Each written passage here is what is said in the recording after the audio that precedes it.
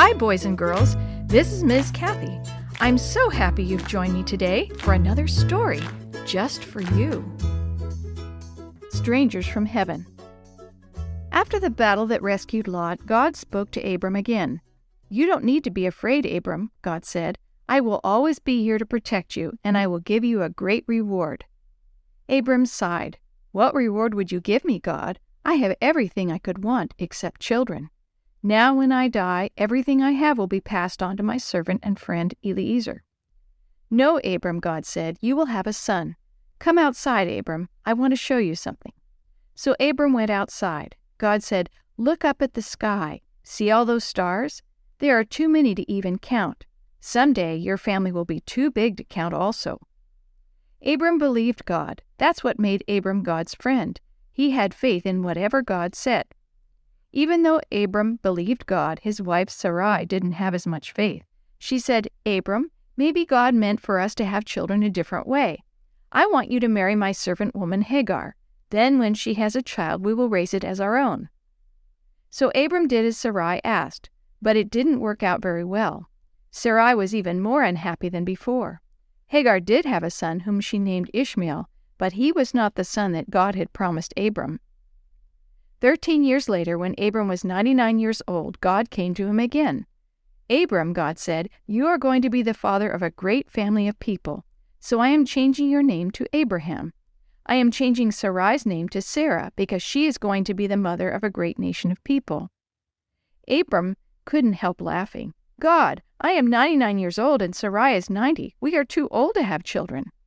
"No," God said, "a year from now you and Sarah are going to have a son, and you will name him Isaac." Sometime later, Abraham was resting in the shade of his tent during the hottest time of the day. He looked out and saw 3 men coming toward his tent. Abraham jumped up and ran to meet them. "Come and rest in the shade," he invited them. "Let me wash your feet and give you some food and drink before you continue on your way." "Thank you," the travelers said. "We accept your kindness." So they stopped to rest under the shade of a tree while Abraham prepared their meal. Abraham raced back to the tent. "Sarah, we have guests. Please make some bread while I cook the meat."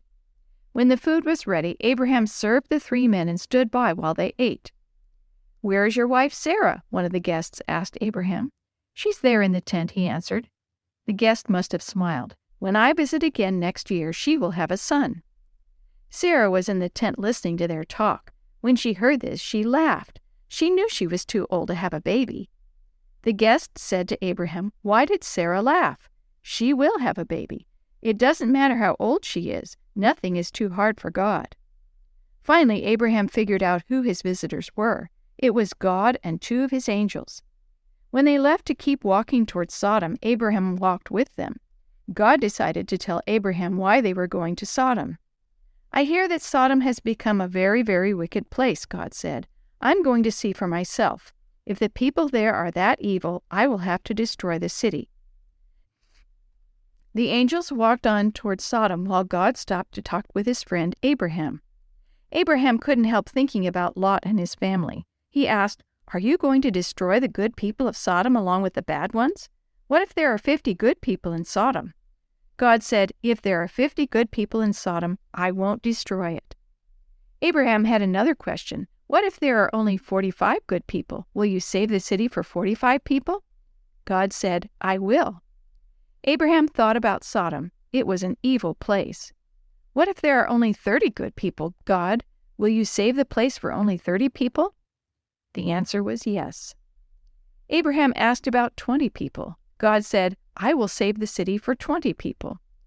Then Abraham asked one last question. "God, what if there are only 10 people? Will you not destroy Sodom if there are only 10 good people?" "Okay, Abraham," God said, "if only 10 good people are there, the city will not be destroyed." So Abraham went home.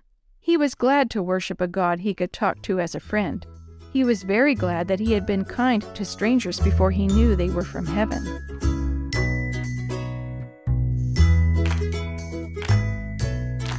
The story you have heard today is from the Shoebox Kids Bible Stories, written by Jerry D. Thomas and used with permission from the Pacific Press Publishing Association.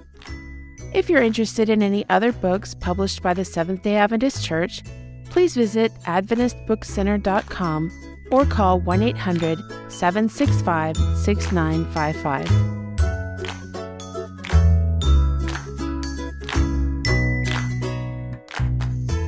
This podcast is a production of the Carolina Conference of the Seventh-day Adventist Church.